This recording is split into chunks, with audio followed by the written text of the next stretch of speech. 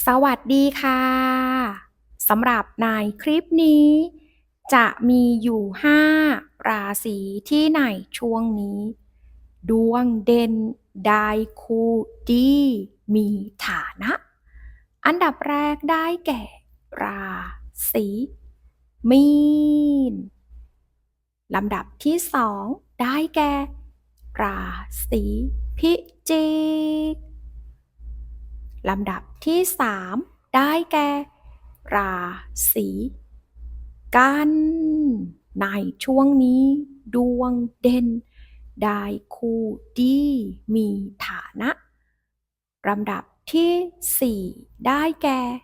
ราศีกรกฎและลำดับที่5ในคลิปนี้ได้แก่ราศีพฤษภ